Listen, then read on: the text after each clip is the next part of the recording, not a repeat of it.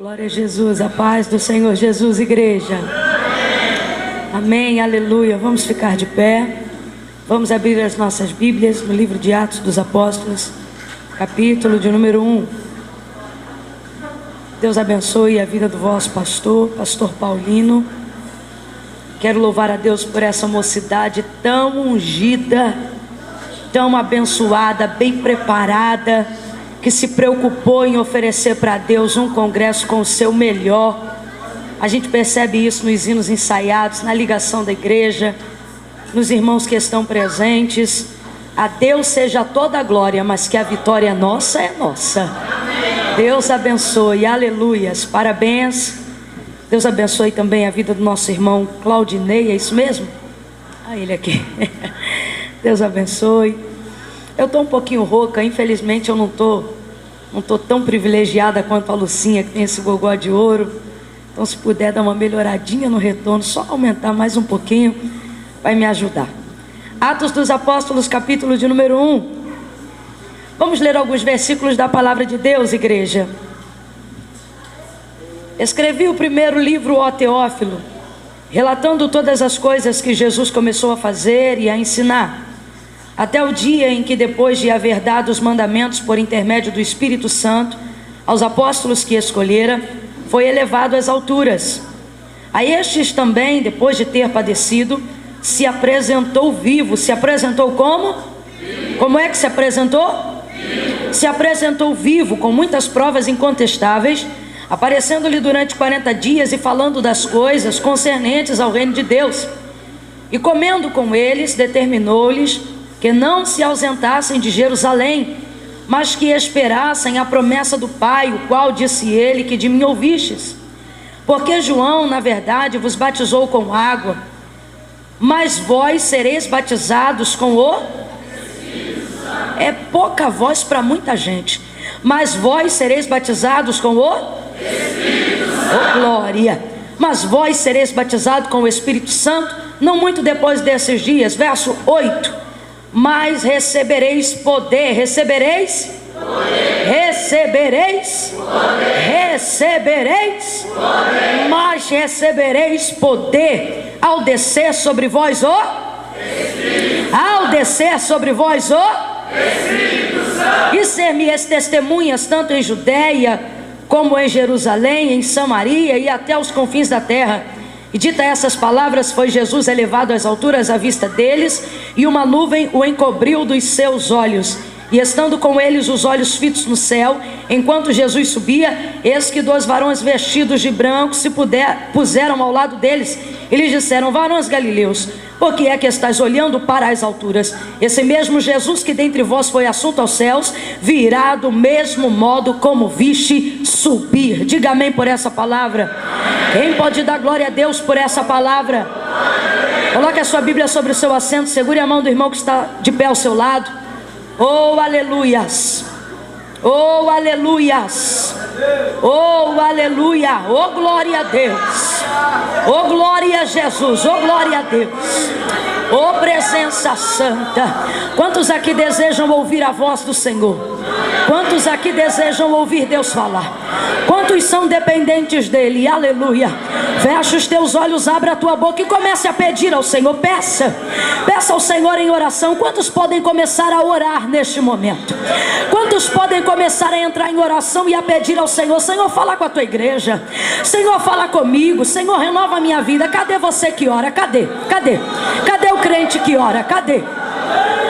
Senhor nosso Deus, nosso Pai, em nome de Jesus, estamos aqui na tua presença, na tua casa, neste lugar chamado casa de oração, porque desejamos ouvir a tua voz. Não estamos aqui apenas porque é domingo, mas estamos aqui porque não temos para onde ir. Só tu tens as palavras de vida eterna. Como foi cantado aqui, a nossa vida é tua, esta igreja é tua, este ministério é teu, esta mocidade é tua, o círculo de oração é teu, os irmãos que estão aqui dentro são teus, os irmãos que estão lá fora são teus também. Esta rua é é tua, este bairro é teu.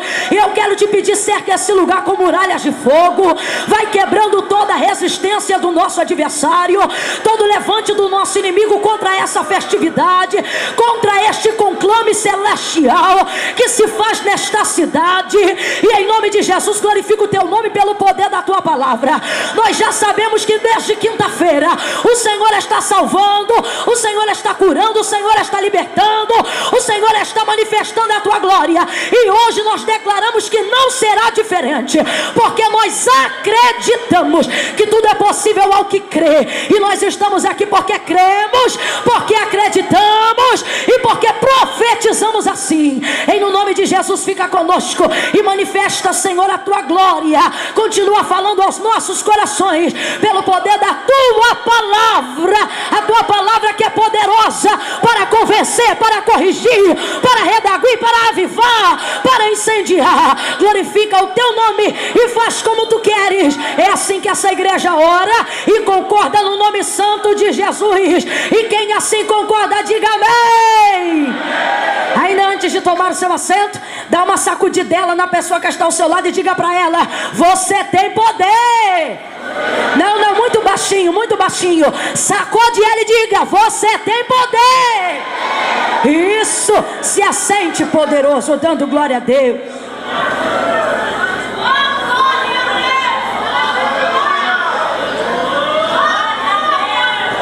Oh, aleluia. Está quente, eu não sei se é o fogo ou se é calor, mas já estou sentindo, aleluia.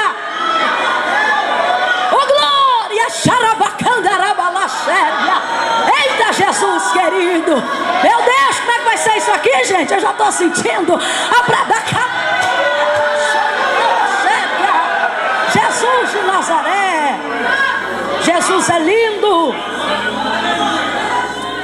O livro de Atos dos Apóstolos, ele se destina justamente a isso, a falar sobre os Atos dos Apóstolos.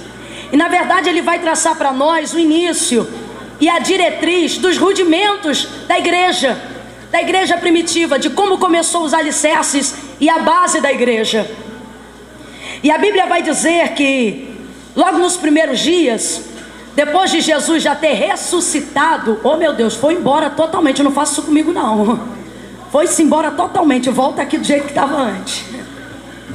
Logo nos 40 dias em que Jesus, depois de haver ressuscitado, ainda passeou e se apresentou vivo, com muitas provas incontestáveis do seu poder, da sua glória, ele vai deixar algumas orientações e algumas direções finais aos seus discípulos.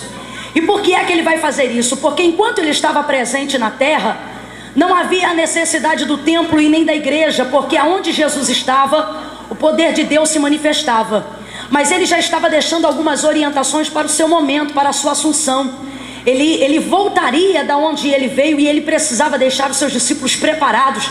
E ele precisava que esta igreja estivesse pronta para poder militar na sua ausência e não na sua presença.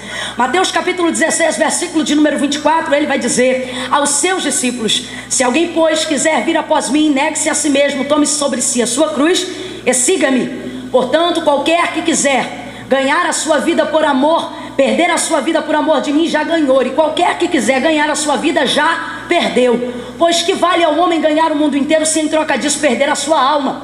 Na verdade, naquela palavra, Jesus já estava preparando os seus discípulos para sobreviverem na sua ausência e não na sua presença. Jesus já estava dando para eles direções de como se manterem, porque crer com Jesus presente é uma coisa, adorar com Jesus presente é uma coisa. Ver Jesus curando a mulher do fluxo de sangue, ver Jesus batizando, ver Jesus salvando, ver Jesus curando o leproso, ver Jesus levantando o aleijado, ver todas essas manifestações diante dos seus olhos é uma coisa. E o que Jesus está fazendo é promovendo edificação dos seus discípulos, para que eles tenham fé o suficiente para crer no poder e nos milagres de Jesus, não na sua presença, mas na sua ausência.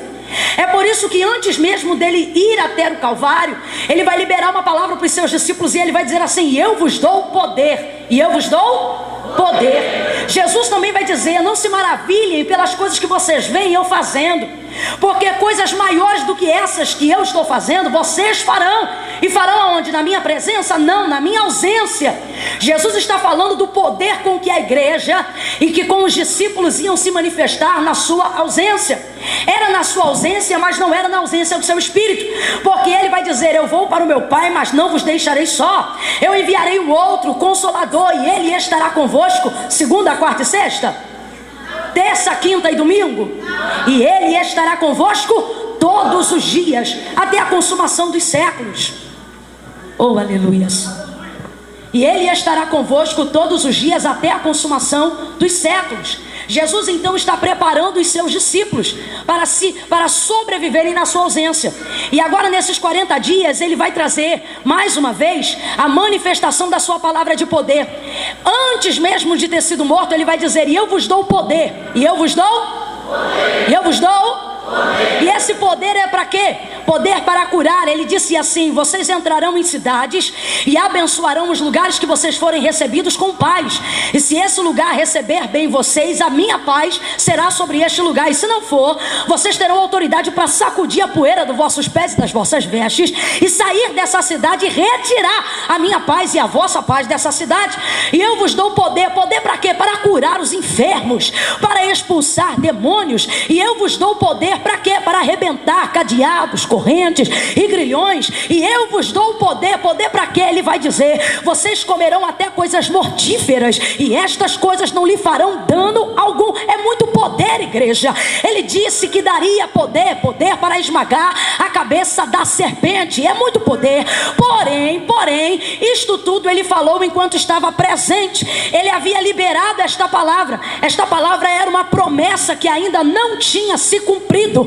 Era uma palavra, mas ainda não tinha se cumprido. E agora, depois da sua ressurreição, agora nós vamos ver como a igreja vai nascer e em que contexto Jesus vai deixar a igreja preparada para nascer. E uma vez mais ele vai manifestar a sua palavra, e ele vai dizer assim: antes de ser assunto aos céus, comendo com eles, determinou-lhes que não se ausentassem de Jerusalém, mas que esperassem a promessa do Pai. Ou seja, era a promessa a qual disse ele que de mim ouvistes, porque João na verdade vos batizou com água, mas vós sereis batizados com o Espírito Santo. Aquele poder a qual o Senhor disse que os apóstolos e que os discípulos seriam revestidos para curar, para expulsar demônios, para manifestar a sua palavra na Judéia, Samaria, nos confins da terra, só iria se cumprir em Atos capítulo 2. Por quê? Porque era um poder que dependia da presença do Espírito Santo e não da presença de Jesus. É por isso que um sobe enquanto o outro está descendo, para fazer cumprir aquela promessa. Eles então se mantêm em Jerusalém. Era necessário se manter em Jerusalém. O que é Jerusalém? Jerusalém é a capital da adoração. Jerusalém é onde o povo se reúne. Jerusalém é onde tem a escola bíblica dominical. Jerusalém é onde a gente busca em consagração. Jerusalém é a capital da religião, a capital da minha fé. E o que Jesus está dizendo é: fiquem em Jerusalém. Por quê? Porque é lá que a promessa vai se cumprir. Era necessário que eles se mantivessem naquele lugar. Por quê? Porque eles já conheciam a palavra, eles já tinham andado com Jesus, eles já tinham provado das suas maravilhas, eles tinham comido com Jesus, mas eles ainda não tinham experimentado do poder que o Senhor tinha falado. Perceba que todas as vezes que Jesus se manifesta aos seus discípulos, na maioria delas ele vai dizer: homem de pouca fé, porque ainda sois tão tímidos, porque ainda não creis. Isso tudo por quê?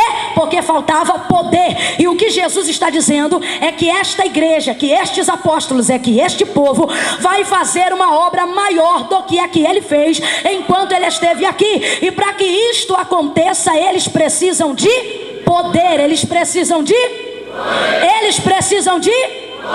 Obra de Deus não se faz sem poder. Demônio não se expulsa sem poder. Não dá para pregar evangelho sem poder. Não dá para fazer oração da cura sem poder. Não dá para entrar com ousadia no Santo do Santo sem poder. Não dá para cantar sem poder. Não dá nem para fitar coxinha de galinha na cantina sem poder. Não dá para fazer a obra de Deus sem poder. Gente que limpa banco sem poder de Deus, limpa banco reclamando. Gente que frita coxinha na cozinha sem poder, frita murmurando. Gente que chega na igreja sem poder, ora a Deus murmurando. É por por isso que nós dependemos de poder para fazer a obra de Deus. E é por isso que Jesus está dizendo: esperem em Jerusalém até que do alto vocês sejam revestidos de poder.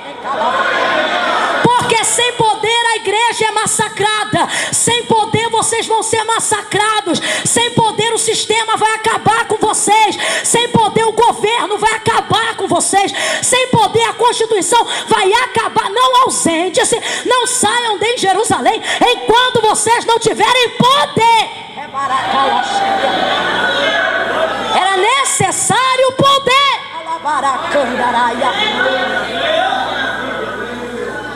Jesus fazia coisas tremendas em carne. Isto se dava, obviamente, porque ele era o Filho de Deus e cheio de poder. Você perceba que os discípulos ainda não tinham recebido a autoridade e o domínio desse poder. Às vezes o Senhor, ele libera uma palavra e é necessário que nós esperemos o cumprimento daquela palavra. Não é porque ele falou que já determina que eu esteja autorizado a usar aquela palavra. Ele disse: eu vos dou poder. Uma coisa era ele dizer e eu vos dou, outra coisa era eles receberem. Ainda não tinham recebido. Já tinham ouvido, mas ainda não tinham recebido. E por isso eles precisam ficar em Jerusalém.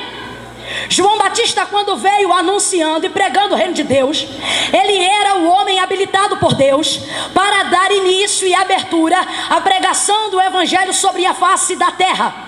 A Bíblia vai dizer que este homem era poderoso. E qual é a função de João Batista? Anunciar, preparar. Porque qual é o paradigma e a base da igreja? A base da igreja é anunciar. Se a igreja não anunciar, ela não é igreja. Escute o que eu vou lhe dizer aqui. Antes de Jesus ser assunto aos céus, o versículo de número 9, é o versículo da entrada triunfal de Jesus. Jesus vai ser assunto, vai sair em carne e em corpo desta terra para adentrar ao reino dos céus. Neste momento vai se cumprir a palavra do salmo messiânico de Davi, que diz: levantai, ó portas, as vossas cabeças, levantai, ó portais eternos, para que entre o Rei da Glória. Quem é este o Rei da Glória? O porteiro pergunta porque ele não sabe quem é o Rei da Glória. O porteiro pergunta porque o portão nunca foi aberto. Quem é que está indo adiante de Jesus comunicando isso? Os anjos, a comitiva angelical. Por quê? Porque Cristo não chega em lugar nenhum se primeiro ele não for anunciado. Então os anjos vão adiante dele dizendo: levantai, ó portas, as vossas cabeças, levantai, ó portais eternos, para que entre o Rei da Glória. Quem é este o Rei da Glória? O Senhor poderoso na guerra. Ele é o Rei da Glória. O que os anjos estão dizendo, parafraseando a questão, é isso aqui: abre a porta, porque quem é digno vai entrar. Abre a porta, porque quem é digno vai entrar. E por que os anjos vão adiante dele? Porque antes de Jesus chegar em um lugar, ele precisa ser anunciado. Não há absolutamente nenhuma autoridade, nenhum diplomata na terra que tome a tribuna, que tome a palavra antes de ser anunciado. Até a irmã Camila, que não é coisa nenhuma, antes de segurar esse microfone, foi anunciada pelo pastor. Tem convidados hoje aqui que foram anunciados depois de já terem chegado nesse lugar. Nós precisamos entender. A Dilma, nossa presidenta, ela não assume a plenária, ela não segura o microfone se primeiro ela não for anunciada. Gente importante vem primeiro. É por isso que o profeta Isaías vai falar da voz que clama no deserto. Quem é essa voz? João, a voz que clamava no deserto. E o que é que ele fazia? Ele anunciava a palavra. E ele dizia: arrependei-vos, porque é chegado o reino de Deus. Arrependei-vos, porque é chegado o reino de Deus. E ele era tão poderoso, porque o culto dele era no deserto. Não tinha parede, e a Bíblia diz que o culto dele ficava lotado. Aqui, irmão, já é muito grande, não é fácil de encher, mas é possível. Agora você imagina encher o deserto. A Bíblia diz que era uma multidão que se perdia de vista. Encher um lugar que não tem parede é muita gente. E nessa época não tinha Facebook, não tinha Twitter, não tinha spot na rádio, não tinha cartaz, não tinha carro de som, não tinha nada que viesse ajudar a divulgar o culto de João Batista. Mas Camila, está falando isso para dizer que é pecado? Não, não é pecado. Só estou falando isso para dizer o tamanho da desvantagem que João Batista tinha em relação a nós. Não tinha nem microfone, nem caixa de som. Sabe como é que a palavra era pregada? Ele pregava a palavra aqui, os primeiros 20 que ouvissem levavam a palavra para trás e ela ia reverberando na multidão. Era assim que era pregado, porque era muita gente. A palavra dele não tinha muita ética. Ele era um camarada que não tinha muita ética social. O culto dele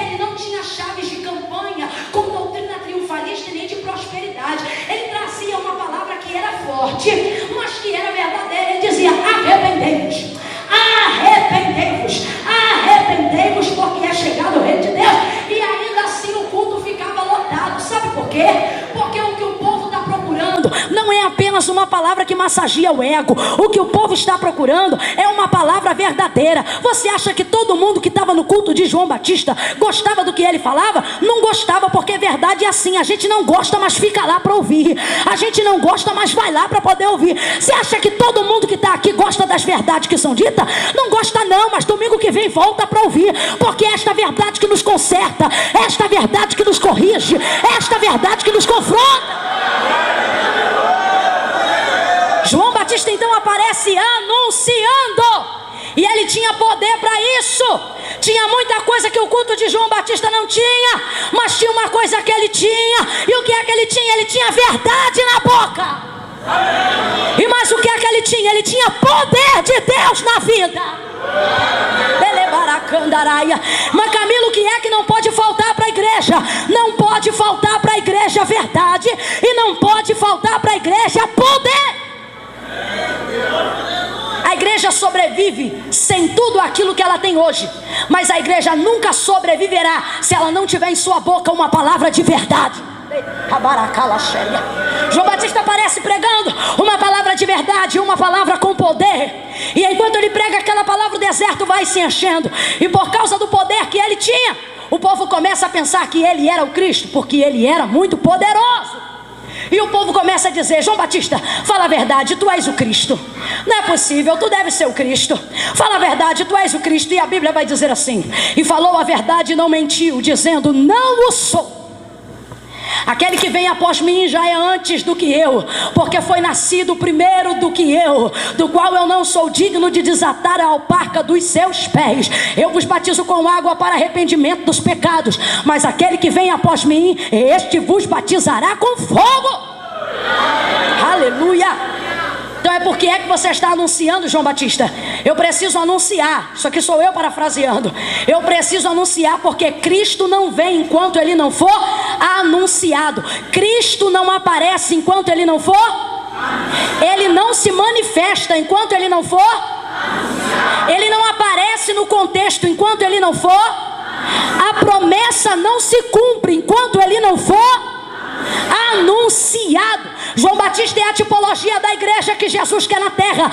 Uma igreja que tem verdade, uma igreja que fala com poder, e uma igreja que anuncia.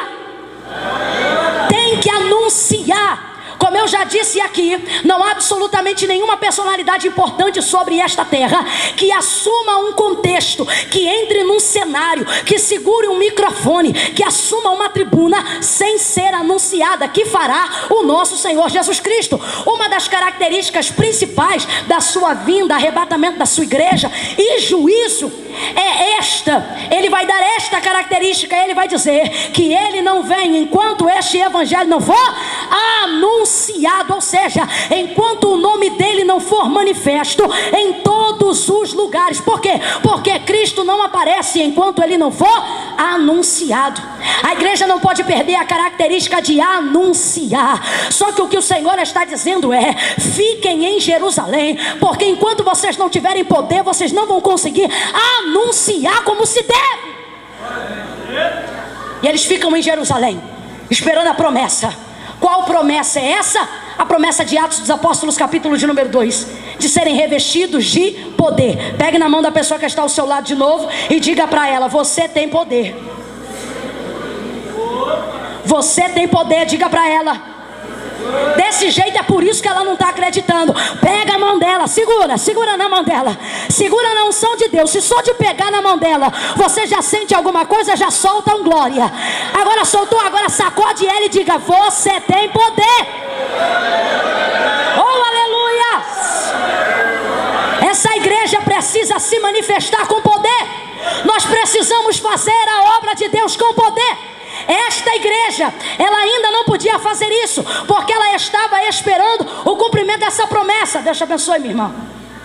Ela estava esperando o cumprimento dessa promessa, eles precisavam ficar em Jerusalém até que do alto fossem revestidos de poder. Escute isso aqui: quem não tem poder tem que ficar em Jerusalém. Jerusalém é o lugar do refúgio, Jerusalém é o lugar da proteção. Jerusalém nos dias de hoje tipifica a igreja local, a cobertura espiritual, a igreja que precisa ser protegida, o povo que está coberto, alguém que pertence a um departamento. Jerusalém também tem essa tipologia enquanto nós estamos na terra. E o que Jesus está dizendo é: fiquem em Jerusalém. Por quê? Porque vocês não têm poder para sair de Jerusalém. Jesus já tinha tido uma prova dessa. Quando ele entrou por Samaria. Você sabe que uma viagem até a Galileia precisava e fazia com que o judeu passasse pelas terras de Samaria. Só que judeus e samaritanos não se comunicavam.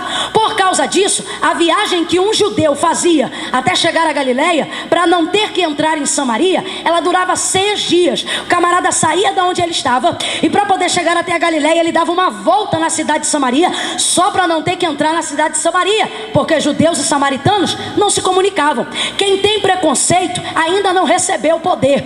Os discípulos estavam vestidos de religiosidade, os discípulos ainda estavam vestidos de preconceito, e judeus e samaritanos não se comunicam. Então todo mundo que fazia esse trajeto fazia em 6 dias, mas Jesus vai fazer esse trajeto em 3 dias. Por quê?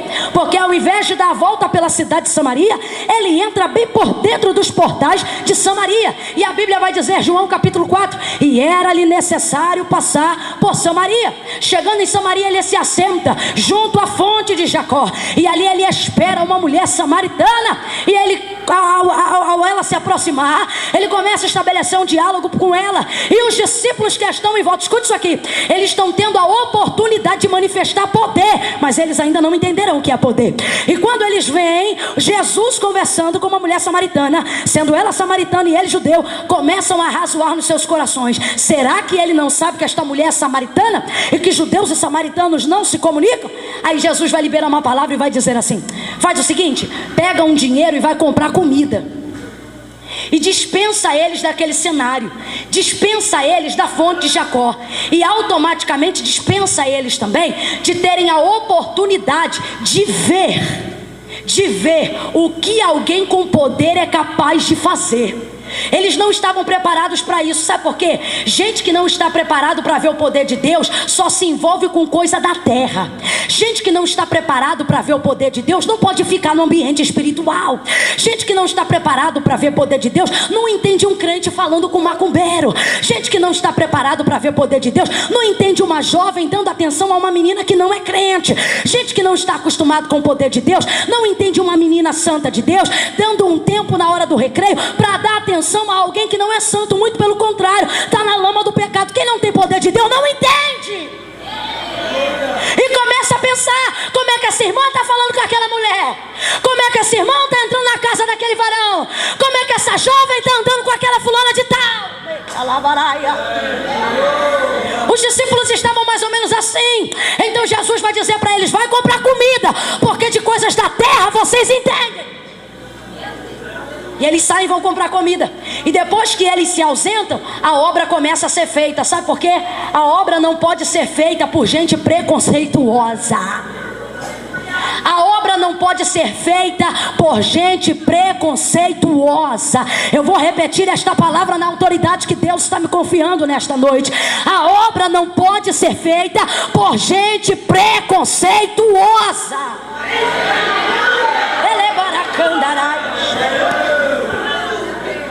Quer ver a obra de Deus andar? Coloca os preconceituosos para fazer coisa da terra. Porque se botar eles para fazerem as coisas espirituais, eles não entendem.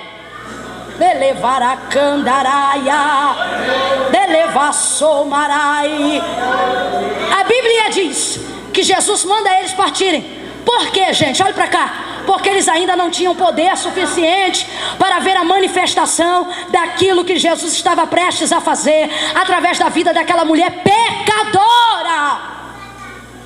Oh, aleluias. Então Jesus vai dizer: fiquem em Jerusalém. Eu tenho uma palavra muito objetiva nessa noite. O Senhor está dizendo, e eu vou ser categórica, porque evangelho tem que ser no populacho, que é para todo mundo entender. Gente sem poder não pode sair para fazer seminário. Gente sem poder não pode aceitar Jesus hoje e querer pregar nas igrejas amanhã. Gente sem poder precisa ficar envolvido em Jerusalém, aprender, crescer, orar junto, esperar, anunciar bastante até a hora de Jesus cumprir a sua palavra. Em contrapartida, eu também nesta noite preciso dizer que gente com poder não pode ficar com os pés amarrados em Jerusalém. Jesus vai dizer: fiquem em Jerusalém, mas não é a vida toda, porque a vossa Jerusalém não é mais nesta terra, mas é a celestial que de Deus desce adornada. Fiquem em Jerusalém, mas não é para sempre.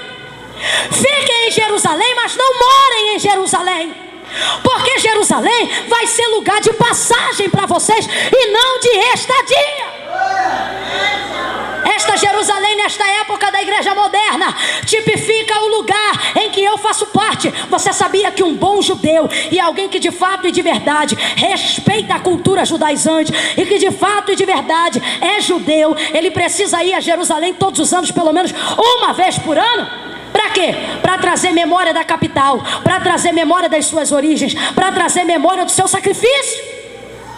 Só que, escute isso aqui, nestes dias, e falando acerca desta igreja de hoje, nós precisamos compreender que para o crente de poder, Jerusalém é lugar onde eu passo, é lugar onde eu sou cheio de poder, é lugar onde eu me confraternizo, é lugar onde eu me reúno com os meus irmãos, é lugar onde eu faço congresso uma vez por ano, é lugar onde eu faço a festa. O que eu não posso é, depois de ter recebido o poder da parte de Deus, ficar com a minha vida amarrada em Jerusalém. Por que, irmã Camila? Porque senão Samaria vai ficar abandonada, Judeia vai ficar abandonada e os confins da terra vão ficar abandonados. E o que eu não entendo e o que nós não podemos aceitar é que eles precisaram esperar porque a promessa ainda não tinha se cumprido. Diga para pelo menos 2 pessoas: mas já cumpriu. Não, você não disse, você ficou me olhando. Diga para a pessoa que está ao seu lado: mas já cumpriu. E o que nós não podemos aceitar é vivendo um momento da última hora da igreja na face da terra, aonde, sabendo que a promessa já se cumpriu, ficarmos presos e amarrados em Jerusalém, impedidos de fazer a obra de Deus por causa de religiosidade e de preconceito. Deus colocou na minha boca uma palavra de liberdade, uma palavra de libertação para esta noite. E o que o Senhor está me dizendo é: depois que você for envolvido do meu poder, depois que você for cheio do Espírito Santo, Jerusalém vai ficar pequena para você. Você vai ter que começar a passear na Judeia, Samaria e até os confins da terra. Vai ganhar os samaritanos para Jesus, vai ganhar os galileus para Jesus, vai visitar os confins da terra. Fiquem, mas só enquanto vocês não recebem poder. Escute isso aqui: aonde é que o poder vai se manifestar? Em Jerusalém. Aonde é que o poder vai se manifestar? Mas uma vez o poder manifesto em Jerusalém, manifestou-se na minha vida. E uma vez manifesto na minha vida, aonde eu estiver, este poder se manifesta também através da minha vida. Oh, aleluias. Oh, aleluias. Oh, aleluias. A Bíblia vai dizer que eles estavam muito maravilhados. Escute isso aqui: e eles ainda estavam muito fitos à presença de Jesus. Mãe Camila, onde Jesus está? Jesus está aqui? Não, Jesus não está aqui. A Bíblia diz que Jesus está à destra de Deus Pai nosso Senhor, o qual pelo gozo que lhe estava proposto suportou a cruz, desprezou a afronta e se assentou à destra do trono de Deus. Jesus não está aqui, Jesus está lá. Irmã Camila, e quem está aqui? Diga: o Espírito Santo. Você não falou. Quem está aqui? Quem está aqui? E o Espírito Santo está disposto a nos encher de poder. O Espírito Santo está disposto a fazermos de nós uma bomba para a nossa geração. O Espírito Santo está disposto a usar a tua vida para influenciar toda a sua classe, quiçá todo o seu colégio. O Espírito Santo está disposto. Eu vou trocar a palavra disposto para cheio de vontade. O Espírito Santo está cheio de vontade de usar você para os teus familiares que ainda não são crentes. O Espírito Santo está desejoso de fazer uma obra de Deus em toda a tua vizinhança através da tua única vida. E alguém aqui pode pensar: irmã Camila, mas na minha casa só eu sou crente. Já é o suficiente para todo mundo saber, e Deus também, inclusive o inferno, que já é o suficiente para Deus fazer uma obra tremenda. Quando Deus quer fazer coisas grandes, Deus não precisa de muitas pessoas. Quando o pecado entrou no mundo, foi por uma pessoa. Quando ele saiu do mundo, foi por intermédio de uma pessoa. Quando ele entrou em Gadara, ele precisou de apenas um endemoniado liberto para poder pregar a palavra em Decápolis, ou seja, em 10 cidades. Quando ele precisou fazer uma grande obra, ele utilizou homens separados, poucos homens, para que uma grande obra fosse feita. Quando o pecado saiu do mundo, Deus não usou muita gente, ele usou apenas um único homem para que a palavra de Deus fosse manifesta. O que Deus está dizendo é: eu não preciso de muita gente, eu só preciso de alguém que esteja disposto a se encher do Espírito Santo.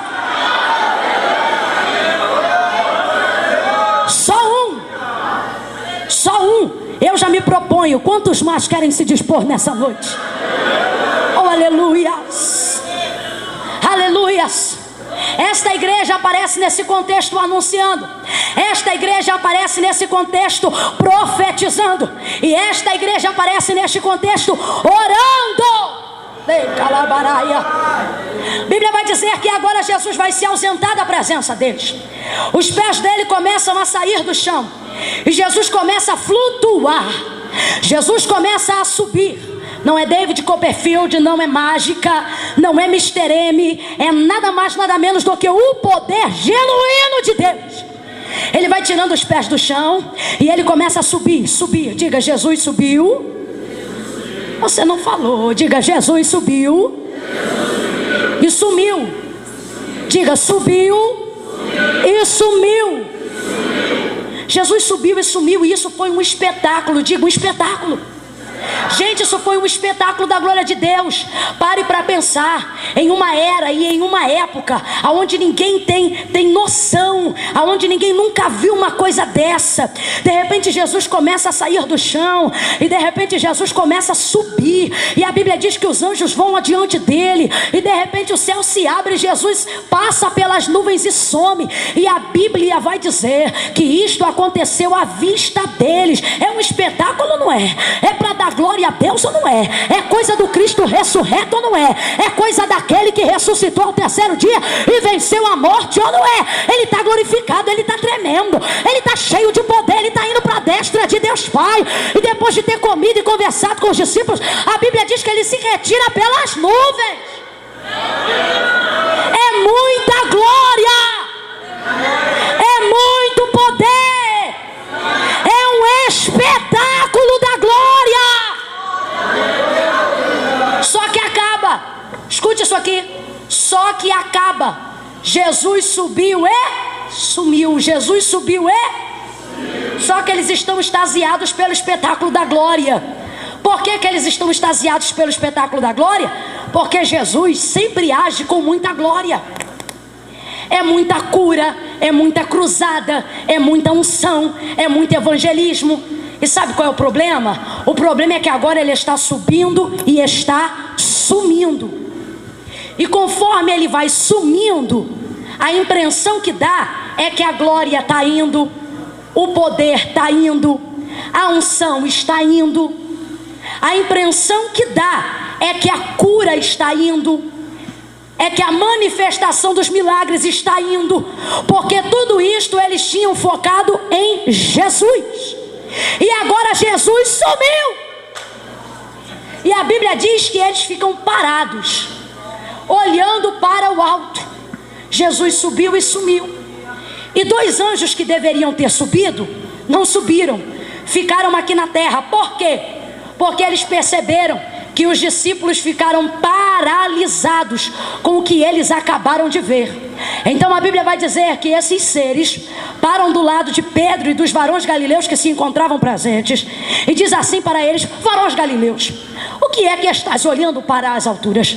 Porventura não sabes que este mesmo Cristo que viste subir as nuvens, da mesma forma como vistes subir, Ele também há de voltar? Só que eles não deram glória a Deus. E se você estivesse no lugar deles, você também não daria. Por dois motivos. Um deles é porque o que o anjo está falando não é uma palavra de ânimo, mas é uma ensaboada, é uma correção.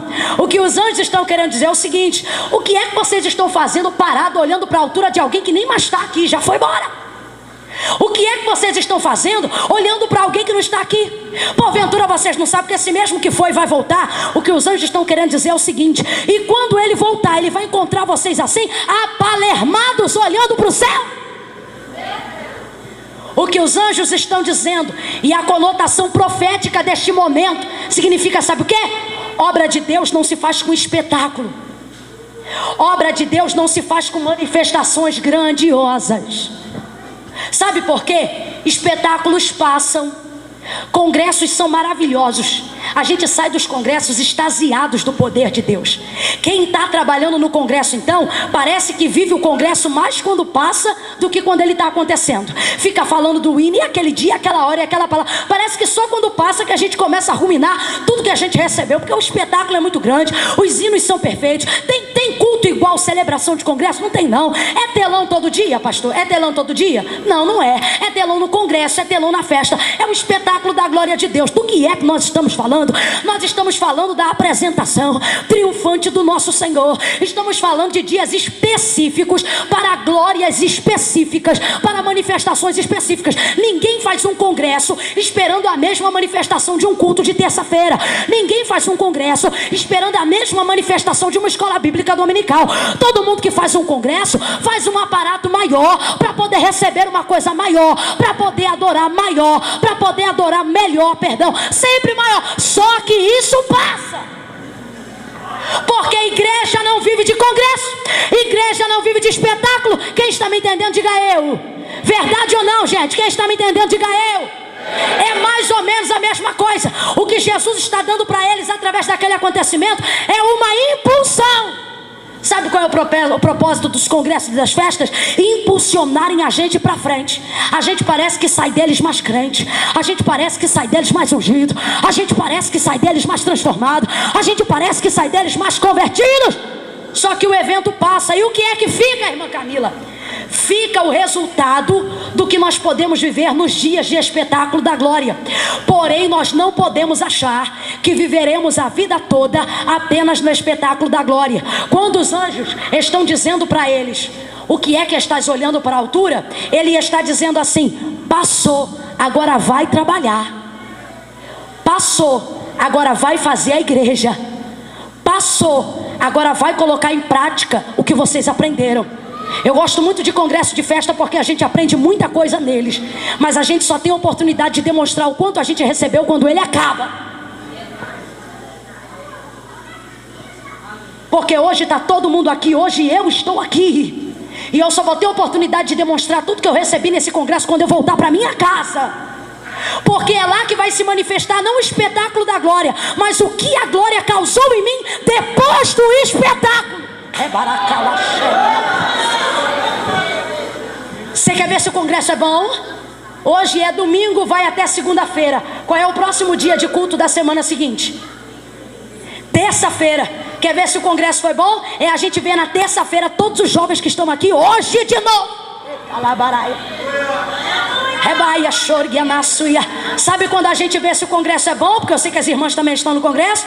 É quando na terça-feira todas aquelas que não trabalham, estudam ou fazem faculdade estarem aqui com o mesmo ímpeto que estavam antes do congresso.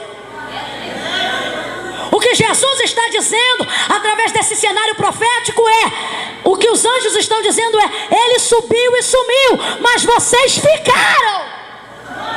E o que é que vocês vão fazer?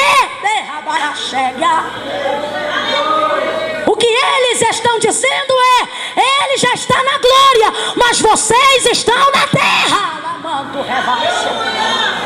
O que eles estão dizendo é: ele ensinou, ele pregou, ele ungiu, ele discipulou, agora é a vez de vocês. Dá uma catucada cutucada em quem está ao seu lado e diz: para de olhar para o alto. Você não falou, que é isso? Tá com medo, crente? Catuca esse crente e fala para ele: você vai me ajudar a entregar esse rolo. Catuca ele e fala para ele: para de olhar para o céu. Não falou, ainda tá com medo. Pega na mão dele e diga: para de olhar para o céu.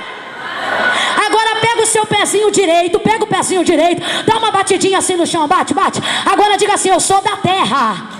Eu sou da terra. Escuta isso aqui, meu filho. Você vai para o céu, mas enquanto o céu não chega, você é da terra. E a manifestação do poder de Deus vai se dar na terra. A manifestação do poder de Deus vai se dar na terra. Davi disse: pereceria sem dúvida se não cresce que veria o bem do Senhor. Aonde? No céu? Não, na terra dos viventes. Jesus está dizendo: eu quero dar para vocês poder, mas é para vocês viverem na terra. No céu não precisa fazer cantina, cantina é para fazer na terra. No céu não precisa se reunir em oração, oração é para se fazer na terra. No céu não precisa cantar hino, cantar hino é para terra. Porque lá, irmão, a gente canta sem obrigação. A gente canta porque os anjos já cantam antes da gente. Mas Camila, o que isso significa? Eu vou ser bem clara. O que o Senhor está dizendo é: depois da promessa que eu deixei e se cumpriu, o que é que você está fazendo com o cumprimento da promessa? É muita espiritualidade e às vezes pouco trabalho. E nós precisamos entender que obra de Deus não é feita só com espiritualidade, é também feita com trabalho. A Bíblia diz que a fé, a manifestação da fé sem obras, ela é o quê? Morta. O que a Bíblia está dizendo é que igreja se faz com trabalho, reino de Deus se faz com trabalho, milagre acontece com trabalho. Oração de cura se faz com trabalho, vida de intimidade com Deus é com trabalho. Ou você acha que dedicar durante um dia agitado, meia hora ou uma hora de devocional para Deus é fácil? Quem aqui tem vida com Deus sabe que não é fácil não. Isto requer trabalho. Você acha que ensaiar esses hinos para o congresso e vir para cá cantar esse hino é fácil? Não é fácil não. Isto requer trabalho. E o que o Senhor está dizendo, e o que os anjos estão dizendo, é que os rudimentos da igreja primitiva vão estar baseados no trabalho. Mas Camila, o que isso significa? O que os anjos estão dizendo para Pedro e os galileus é: vai trabalhar. E a Bíblia diz que saindo dali, eles precisam primeiro fazer uma coisa. Eles sentem essa necessidade. Sabe por quê? A igreja, como eu já disse aqui, ela não prevalece nos dias de espetáculos da glória, mas ela prevalece no trabalho. A Bíblia vai dizer, depois da descida do Espírito Santo, que a igreja crescia dia a dia. A igreja crescia dia a dia. A igreja crescia dia a dia. Por que a igreja crescia dia a dia? Porque a Bíblia vai dizer que a igreja orava. Igreja não cresce a partir de grandes manifestações. Igreja cresce com um trabalho feito dia a dia. Eu vou dar um exemplo. Esse congresso foi preparado de um dia para o outro? Esse congresso vem sendo preparado já há algum tempo, dia a dia. A oração que Jesus nos ensina, deixando, é do Pai Nosso, e Ele vai dizer: o pão nosso de cada dia. Constância. O que o Senhor está dizendo é que a igreja poderosa não será poderosa apenas pelas línguas estranhas. A igreja poderosa não será poderosa apenas pelas curas. A igreja poderosa não será poderosa apenas pelas cruzadas dos milagres. O que Ele está dizendo, ensinando para nós, é que a igreja poderosa, ela será poderosa se ela se mantiver constante no dia a dia. E como é, irmã Camila, que eu consigo ser constante dia a dia? Só tem um jeito, mocidade. Só tem um jeito, igreja. Só tem um jeito, pastor Paulino. É na oração. Sem oração é impossível. Sem oração é impossível. Eu venho aqui da parte de Deus com uma palavra muito simples nesta noite e muito objetiva.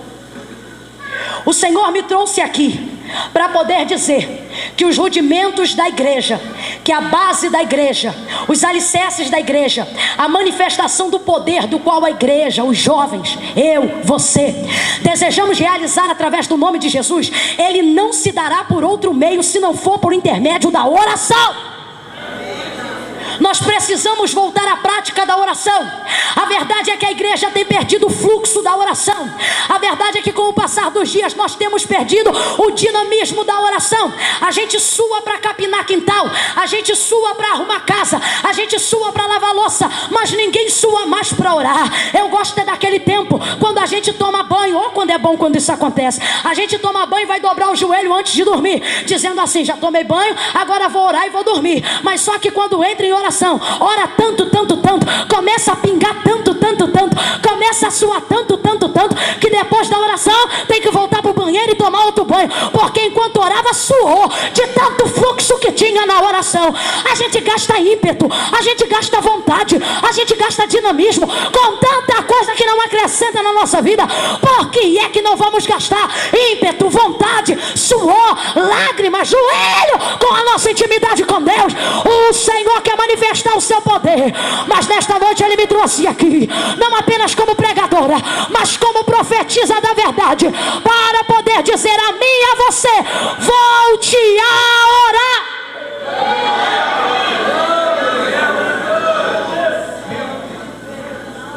Avivamento se faz com oração, cura se realiza com oração, a igreja enche com oração, as almas são salvas com oração.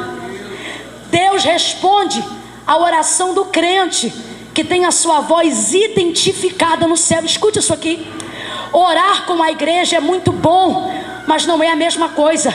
Eu preciso fazer a minha voz ser identificada no céu, e para que isto aconteça, eu preciso orar, e orar sozinha. Eu vou ser muito sincera com o que Deus está me mandando dizer. Tem gente que na igreja está cheio de poder, mas não pode entrar em Jerusalém, porque não pode entrar em Samaria, porque só tem poder em Jerusalém. Eu conheço gente que na consagração expulsa demônio de qualquer um, mas dentro de casa não consegue atravessar 2 metros do quarto para o banheiro porque tem medo de escuro. Eu conheço gente que dentro da igreja pula igual pipoca, sapateia no poder, fala com autoridade, mas dentro de casa não sabe o que é passar 30 minutos de joelho no chão, falando com o Senhor. E aí algumas áreas da nossa vida se desenvolvem, mas só se desenvolvem em Jerusalém. E Jerusalém é muito pouco para manifestar poder de Deus, porque Jerusalém já tem poder. Eu preciso manifestar poder aonde ainda não tem poder. Como é que nós vamos fazer isso, irmã Camila? Nós vamos fazer isso por intermédio da oração. A Bíblia diz que no versículo de número 11, logo que Jesus é assunto aos céus e eles recebem essas palavras dos anjos, a Bíblia diz, versículo de número 14: e saindo dali, voltaram para Jerusalém e perseveraram unânimes em oração. Perseveravam unânimes em oração. A descida de Atos dos Apóstolos, capítulo de número 2, sabe como que ela aconteceu? Ela aconteceu na constância da oração. A gente quer falar tanto sobre a igreja primitiva, e a gente fala sobre o poder da igreja primitiva, sobre a glória da igreja primitiva, mas esquecemos das bases da igreja primitiva. E as bases da igreja primitiva estão no hábito da oração. Atos dos Apóstolos, capítulo 12, versículo de número 5. A Bíblia diz que Pedro estava preso, e estando ele preso, enquanto estava pronto para ser entregue ao sinédrio, a Bíblia diz que a igreja orava. Mas não orava 5 minutos e parava, não. Não orava 15 minutos e ficava abrindo o olho, não. Não orava 10 minutos e parava para atender telefone, não. A Bíblia diz que a igreja fazia constante oração por Pedro. Não orava segunda e parava na terça e retornava na quarta, não é que orava na quinta e parava na sexta e retornava no sábado, não. A igreja se mantinha constante em oração. E a Bíblia diz que enquanto a igreja se mantinha constante em oração, Deus enviou um anjo até a cadeia, libertou Pedro das algemas, tirou ele de lá, vestiu a sua capa e lançou ele aos braços da liberdade. A Bíblia diz que enquanto a igreja estava dentro da casa dos irmãos orando, ele bate na porta. Uma menina atende. Quando vai atender, ela fecha a porta na cara dele de tão assustada, e ela diz: olha, gente, sabe quem está aí na porta? Pedro! Quem foi que tirou Pedro da cadeia? Diga: a oração. Vou perguntar de novo: quem foi que tirou Pedro da cadeia? Quem foi que tirou Pedro da cadeia? Atos dos Apóstolos 4:31. Eu vou falar só de Atos, porque eu quero que nós entendamos que o tempo da graça, a vivência da graça, da abundância do Espírito Santo não nos ausenta de uma vida de oração. Atos dos Apóstolos capítulo 4 versículo 31. A Bíblia diz que por segunda vez agora Pedro foi preso, e João também. E depois de ter sido soltos diante do Sinédrio, eles começam a pregar a palavra de Deus. E depois de pregarem a palavra de Deus, eles fazem uma oração. E a Bíblia diz que enquanto eles oravam, enquanto eles oravam, as pessoas começaram a ser curadas. A Bíblia diz que enquanto eles oravam, a Bíblia diz que a igreja foi edificada. A Bíblia diz que enquanto eles oravam, muitos foram renovados. A Bíblia diz que enquanto eles oravam, muitos gentios se salvaram por intermédio da palavra e da oração.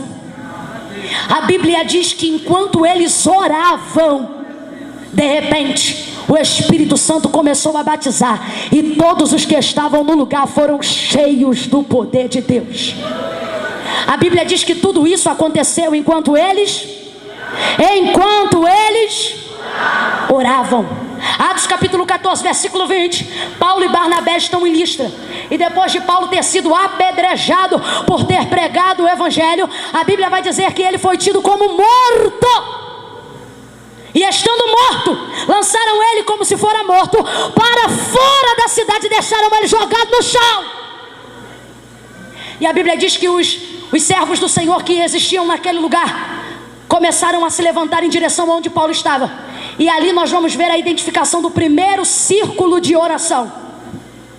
Eles começaram a fazer uma roda, deram a mão em volta de Paulo, e ali eles começaram a orar. E a Bíblia diz que enquanto eles oravam, Paulo se levantou. Se você não consegue glorificar através do intermédio da oração, está entre nós a constatação de que temos orado pouco. Ele se levantou, irmãos, sem eletrocardiograma, sem remédio do coração debaixo da língua, sem choque elétrico. Ele levantou. Quem foi que levantou Paulo? Quem foi que levantou Paulo? Quem foi que levantou Paulo? Atos dos Apóstolos capítulo de número 16 versículo 25. Paulo está preso e agora com Silas, e os dois estão na prisão. E a Bíblia diz que estando eles lá perto da meia-noite, começam a clamar, e enquanto um ora o outro canta, enquanto um canta o outro ora, enquanto um ora o outro canta, e de repente ouviu-se um terremoto. Sabe o que eu acho lindo? Sabe o que eu acho lindo? Que terremoto, quando vem, destrói tudo, verdade ou não? Mas se você for parar para avaliar o contexto da liberdade de Paulo e Silas na prisão depois do movimento do terremoto, leia depois o texto em casa, e você vai ver que o terremoto veio só para soltar tramela. Eu nunca vi terremoto assim na minha vida. Um terremoto que treme, não quebra a coluna, treme, não quebra a prisão, treme, não amassa a porta de cárcere, treme, não abre o chão, tremeu só para abrir tramela de porta. Eu nunca vi isso. Olha o que a Bíblia vai dizer: que as algemas se lhe romperam, ou seja, tremeu e caiu, e as portas dos cárceres foram abertas. Ou seja, é um terremoto que só abriu a tramela. Sabe o que é isso? A oração faz um grande mover para agir em coisas específicas. Não, você não entendeu, você não entendeu. O Senhor está dizendo que a oração, ela faz um grande mover, um grande tremor. E na verdade, muitas vezes, ela faz um grande tremor, mas para agir em coisas específicas. Tremeu tudo na oração, mas tremeu só para abrir tramela de porta. Pega na mão dessa pessoa e diga para ela: nós vamos orar. Não, desse jeito nem eu orava com você, não me leva a mal não. Quem tem vontade de orar e depois dessa palavra entende que precisa orar, pega na mão do irmão e diga assim: nós vamos orar. Oh, aleluia. Aleluias. Oh, aleluias.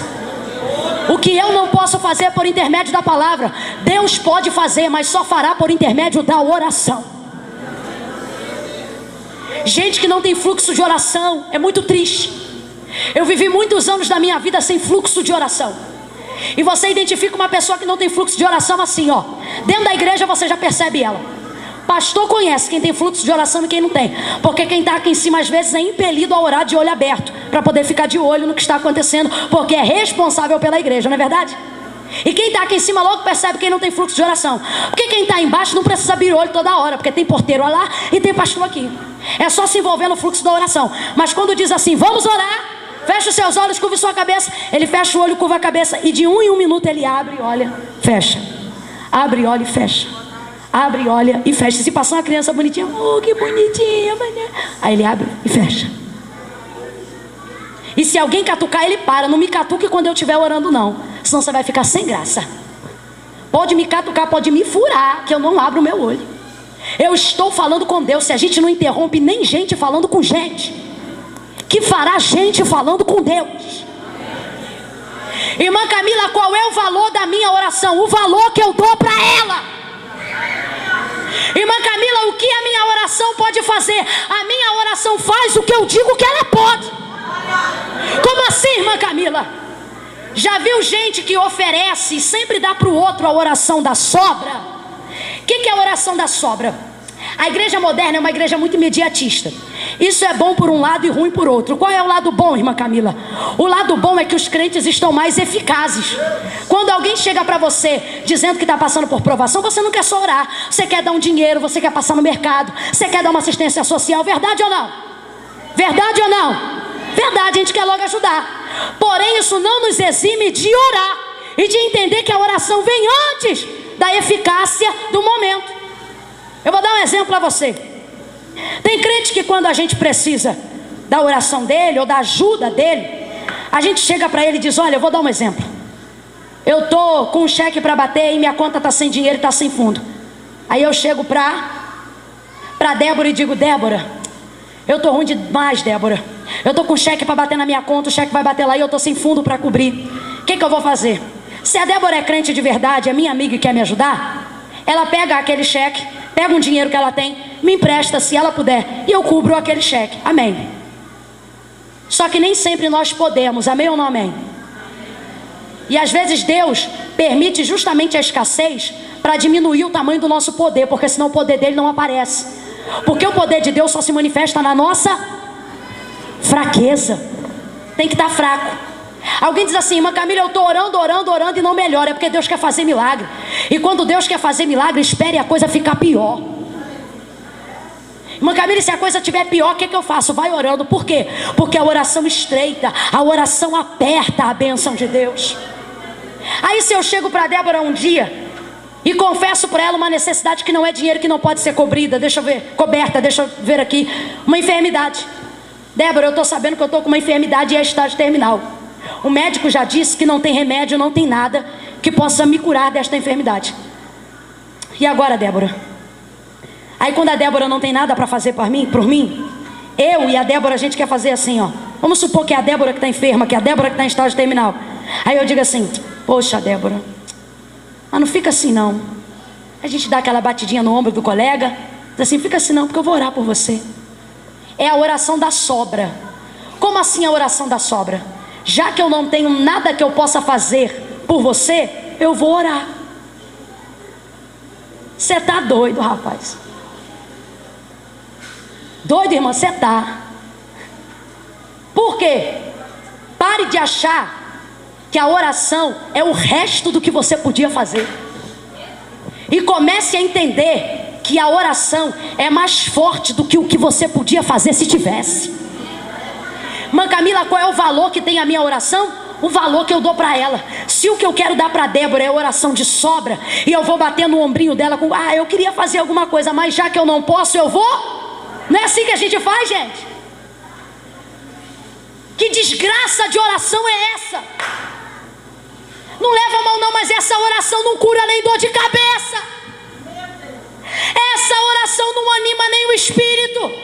Esta oração não alegra nem a alma, porque é oração do resto.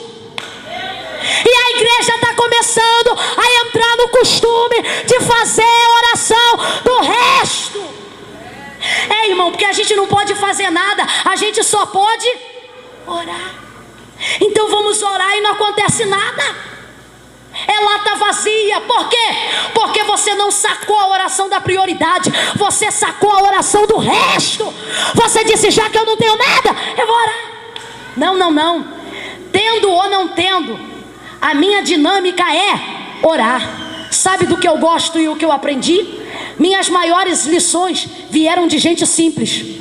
Quando eu estou num processo muito grande, às vezes eu procuro gente que não pode curar minha doença, gente que não pode comprar meu remédio, gente que não pode cobrir o cheque sem fundo da minha conta. Mas é um tipo de gente que quando saca a oração, não saca do resto, saca da estante de cima. É gente que eu bato na porta, é gente que come sardinha, às vezes não está nem comendo picanha, está passando na prova.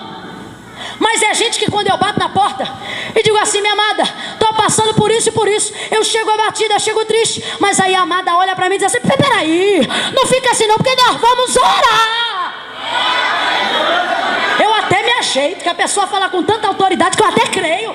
Eu digo, não, essa daí então, quando ela começa a orar, ela diz assim, agora volte para casa porque Deus vai mandar a resposta. Eu tenho uma amiga especial que ela não aceita orar e não tem resposta. Ela diz, volte para casa, porque eu pedi para Deus essa semana ainda e Ele vai dar resposta. Irmãos, eu volto para casa, não passa uma semana, o telefone toca. Quem é? A resposta da oração que a irmã fez por mim. Quem é esse tipo de gente? É gente que entende que oração não é a sobra. É gente que entende que a igreja não sobrevive com a oração da sobra. É gente que entende que a igreja vive com a oração da prioridade. Pegue na mão dessa pessoa de novo e diga para ela com mais firmeza. Diga, nós vamos orar. Diga com mais firmeza, nós vamos orar. Irmã Camila, qual foi o propósito dessa noite? Escute para cá porque eu tenho um propósito. E Deus tem um propósito. O propósito dessa noite é sairmos deste culto e deste congresso de avivamento com o nosso coração incendiado pelo desejo da oração. Eu quero profetizar, tem gente aqui para receber? Eu quero profetizar que Deus vai te despertar de madrugada e sem sono, e você vai começar a levantar e vai orar na madrugada, e Deus vai te mostrar segredos e coisas grandiosas na madrugada. Eu quero aqui profetizar que meninas que estão pedindo a Deus uma vida de oração, jovens que querem exercer o poder de Deus, que você vai dobrar os seus joelhos e a sua oração vai ser ouvida, porque a sua voz será identificada no céu e reconhecida pelos anjos e até por demônios. Eu quero profetizar que quando esta igreja se reunir neste templo para começar a orar, o Senhor vai despertar anjos e vai enviar anjos para São João do Oriente para começarem a trabalhar em prol dessa cidade e das famílias que aqui estão.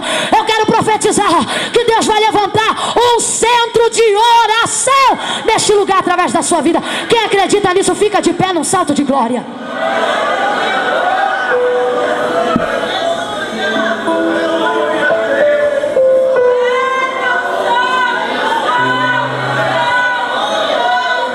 Escute isso aqui porque eu quero fazer um convite. E esse convite não pode ser demorado, por isso eu vou ser bem específica. Eu vou pedir a minha irmã Lucinha para deixar um louvor preparado, para lembrarmos aqui do que Paulo e Silas fizeram enquanto estavam edificando os rudimentos da igreja primitiva. A Bíblia diz que na prisão eles cantavam e eles oravam e nossa irmã Lucinha vai cantar, e enquanto ela estiver cantando, nós vamos estar? Enquanto ela estiver cantando, nós vamos estar? Escute bem o que nós vamos fazer. Eu quero fazer aqui 2 convites. Tem gente que está aqui dentro que já ora, já tem vida de oração. tem recebido vitórias, tem orado pela igreja, tem pedido pela igreja. Eu quero pedir que Deus leve essas pessoas a águas mais profundas, e que vocês sejam pessoas cheias do poder de Deus, não apenas em Jerusalém, mas Judeia, Samaria. Fala o nome de algumas cidades vizinhas aqui para mim, por favor. Fala aí. Iapum, qual mais? Caratinga? Patinga, o que foi? Sabe o que nós vamos fazer hoje aqui? Você que já é um crente de oração, você vai começar a clamar esses nomes na sua boca, e você vai pedir o Senhor, para o Senhor começar a enviar igrejas com poder para estes lugares. Igrejas que, mas escute isso aqui, gente, olha para cá, olha para cá, olha para cá. Não é oração sem poder, não, é oração com poder. Não é aquela oração que abre o olho e fecha o olho toda hora, não. Não é aquela oração olhando para o relógio para ver se já está na... Não. É oração de poder. É oração de quem quer ser batizado com o Espírito Santo e com fogo. É oração de quem quer ser renovado. É oração de quem vai receber cânticos espirituais. É oração de quem vai ser impactado. Oração de poder. E eu quero convidar ao altar de Deus pessoas que nesta noite querem receber da parte de Deus um sopro específico do Espírito Santo nessa área da oração. Talvez você está aqui, você já é crente, você já é batizado, você trabalha na obra de Deus, mas você está entendendo que Deus quer mais e você não está conseguindo dar. Irmã Camila, eu quero ser essa pessoa de oração. Deus me convida na oração e eu não consigo corresponder. Deus me chama na oração e eu não estou conseguindo me entregar. Eu quero orar mais, eu quero exercer esse poder na escola.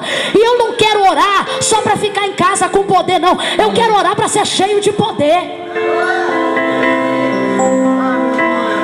Quem já entendeu, já se dirigiu ao lugar. Aleluia. Vocês que estão aqui na frente, escutem aqui. Vocês que estão aqui na frente, talvez, assim como eu, neste momento, vocês não estejam com vontade de orar. Uma vez alguém chegou para mim e falou assim: irmã Camila, como é que eu faço para orar se eu não tenho vontade? Eu disse para ele: você acha que eu tenho? Não é todo dia que a gente tem vontade de orar, não. Explica isso, irmã Camila. A Bíblia diz, não é eu não. A Bíblia diz que toda obra da carne é infrutuosa. A carne não faz nada voluntariamente para Deus. Nada. A carne não faz. Aleluia. E ela disse para mim: então como é que eu vou fazer se eu quero orar e não tenho vontade? Aí eu disse para ela o que uma irmã de oração disse para mim. Ela disse assim: começa sem vontade, que a vontade vem depois. Só que é difícil romper com essa vontade. Sabe por quê? A gente começa quando sem vontade, orando uma coisa e esquece, aí volta e repete a oração de novo. Aí a gente ora, daqui a pouco o nosso pensamento em outro lugar, a gente diz: perdão, Senhor, e volta e ora de novo. O problema é que quando a gente vê que não consegue ir, a gente para de orar. É aí que a gente erra, porque a gente tem que romper. Diga romper. Diga mais forte: romper. Não importa quantas vezes você tem que voltar para começar de novo, o que importa é que uma hora você vai conseguir romper. Há uma dimensão, olhe para cá, meus irmãos. Há uma dimensão, jovens. Há uma dimensão e nós precisamos entrar nela. Nós não fazemos parte de uma igreja apostatada que ora mais ou menos, que prega mais ou menos, que canta mais ou menos, que trabalha mais ou menos. Isso não retrata o evangelho da igreja original. A igreja original, quando entra numa coisa, ela entra entrando com tudo. A igreja original, quando faz uma coisa, ela entra arrebentando com tudo. A igreja, quando entra para fazer uma coisa, ela entra de verdade. E o guerreiro entra com ela. Salomão vai falar sobre a sua sulamita, tipificando a igreja. Ele vai dizer assim, Cantares, capítulo de número 6: quem é esta que vem, forte como a luz do dia, resplandecente como a lua, como o exército com bandeiras preparadas para conquistar? Sabe de que ele está falando? Da igreja. Exército que chega com bandeira é exército que é tão forte que não precisa chegar com espada. O exército opositor já sabe que o exército que está avançando é tão forte que ele nem luta, ele se rende antes do exército chegar. Isso tipifica a igreja. Igreja não ganha, não se manifesta dando na cara de ninguém, zombando de ninguém, fazendo barraco com ninguém, brigando com ninguém, xingando ninguém. Não é assim que igreja vence. Igreja vence com bandeira. Que bandeira? Bandeira de oração. A gente pode entrar no silêncio no público, mas no clamor na oração. E quando a gente entra, quem está o opositor já se rende, porque é a igreja chegando lá. É a igreja chegando lá. Sabe o que o Senhor está mandando dizer para vocês? Que vocês vão chegar em lugares aonde tinha gente já preparado para sacar a espada e querer, fazer estripulia. Mas o Senhor está dizendo que no poder da oração, quando vocês chegarem, essa gente já vai estar rendida. É com bandeira de oração. Mas escute isso aqui, porque eu não estou pregando há 1 hora para poder falar e não surtir efeito. Eu estou pregando a palavra de Deus, e não é carne nem sangue, é a palavra de Deus. Nós vamos gastar um tempo agora com oração. Por favor, olhe para cá. Visite as áreas da sua vida que estão carentes. Peça agora por... Eu estou te autorizando. Eu estou te autorizando agora como profeta da verdade, como alguém que no momento está fazendo uso da palavra, e a palavra é o uso de mim. Eu estou te autorizando. Você não vai pedir por ninguém agora. Para ser coluna da sua casa, primeiro precisa se erguer uma coluna dentro de você. Para ser alguém que vai conquistar alguém para Jesus, primeiro você precisa conquistar a sua alma. Então eu vou te dar um conselho. Você vai orar agora por você. Você vai vasculhar sua alma na oração. E quando você não encontrar a palavra, você vai clamando, você repete. Eu não sei como, mas o Espírito Santo vai te dar uma palavra de oração aí. Quem ficou no banco que me ouve, diga amém. Quem ficou no banco que me ouve, diga amém. Agora os irmãos aqui dentro em silêncio. Se tem alguém ligado aí fora no telão que está me ouvindo neste momento, eu quero ouvir o povo lá de fora do telão dizendo glória a Deus. Aleluia. Eu quero pedir aos irmãos que estão aí fora agora no telão, eu gostaria de pedir para vocês fazerem grupos de oração, de 2, de 3, de 4, de 5. Não passe de 5, de 2, de 3, de 4, de 5. Façam círculos de oração aí fora. Procurem alguém do seu lado e façam um círculo. Não é mão dada, é um círculo de oração. Pessoal aí fora do telão, comecem a se mobilizar e a dar mão às pessoas que estão do lado. Façam grupos de oração de 2, de 3, de 5. Comecem a fazer. Alguém aí fora pode me notificar se o pessoal está fazendo isso? Tá? Amém, obrigada. Agora o pessoal daqui de dentro, a mesma coisa do pessoal lá de fora. Procure 2, 3, 4 pessoas e façam círculos de oração. Mas só quem precisa orar. Isso. Você aí do banco, é com vocês mesmos que eu estou falando. Segure a mão de 2, de 3, de 4 e faça um círculo de oração. Escute isso aqui. Ore de maneira que você ouça o som da sua voz. Eu vou contar de 1 até 3. E quando eu disser 3, você vai fechar teu olho e não vai abrir por nada. É 1, é 2, é 3. Fecha o teu olho e comece a orar. Ore, ore, ore, ore. Ore agora, ore agora. Senhor, visita-me. Fecha o olho. Fecha o olho e comece a orar. Há um mistério na igreja. Há um silêncio de oração. Há um milagre acontecendo no meio da congregação. Eu sinto um anjo passeando com sua espada de poder. É o mensageiro do Senhor que veio para nos socorrer.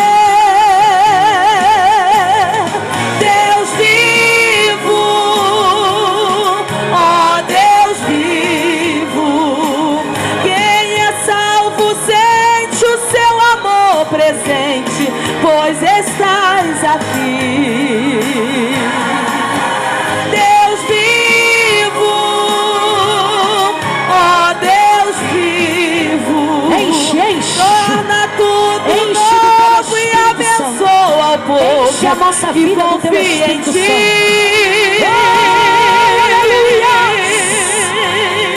Enche os irmãos do telão. Enche os irmãos do telão. Enche, Jesus, enche. Liga esse crente. Fecha o olho. Alegria em nossas vidas. Senhor, em nome de Jesus. Há um temor no abre a boca. Abre a boca. Fecha o olho. Fecha o olho, meu filho. Meu Deus, visita cada irmão. Dos nossos olhos descem lágrimas, porque sentimos operar. O nosso Deus está aqui. Seu santo nome é Jeová.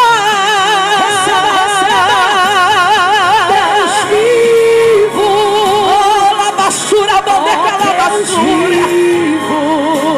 Quem é salvo sente o seu amor presente. Tu estás aqui.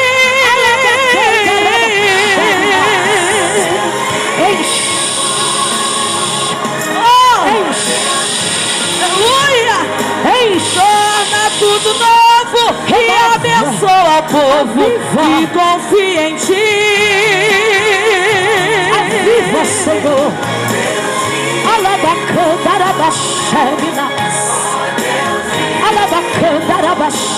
Quem é salvo sente o seu amor presente, pois estás aqui.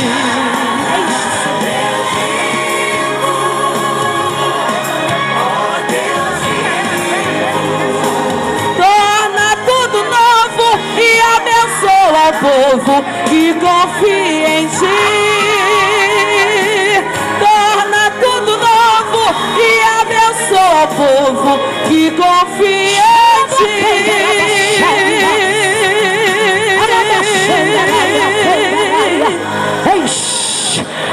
Deus vivo, ó Deus vivo. Quem é salvo sente o seu amor presente, pois estás aqui. Deus vivo, ó Deus vivo. Torna tudo novo e abençoa o povo que confia em ti. Senhor, nosso Deus e nosso Pai, em nome de Jesus, a tua glória está aqui presente. Aonde houver um coração desejoso de ser impactado pela presença do teu Espírito Santo, alcança ele com brasa viva agora. Enche esta mocidade da tua unção, enche estas irmãs da tua unção. Os irmãos que estão lá fora, visita eles com o teu fogo. Renova a tua igreja, aviva a tua obra, torna ela conhecida e faz ela notória no meio dos dias. Cobre com teu sangue este povo. Que haja em nosso meio nesta hora libertação. Que haja em nosso meio nesta hora avivamento. Que tudo aquilo que não é de ti seja extirpado do nosso meio. E que aonde houver um vaso desejoso de ser cheio do teu azeite, enche ele agora com o teu Espírito Santo. Em nome de Jesus. Em nome de Jesus. Quem me ouve, diga amém. Quem me ouve, diga glória. Quem me ouve, diga aleluia. Eu vou contar de 1 até 3. E quando eu disser 3, você vai abraçar a pessoa que está ao seu lado e vai dizer para ela: seja cheio do Espírito Santo. É 1, é 2, é 3. Abraça, abraça. Abraça essa pessoa, abraça. Abraça essa pessoa. Cadê? Tem bateria? Não, tem não? Tem bateria? Não, tem não? Enche, enche. Diga para ela: seja cheia, seja cheia, seja cheio, seja cheio.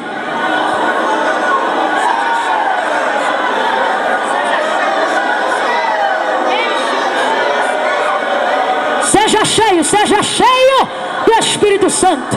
Deus te abençoe.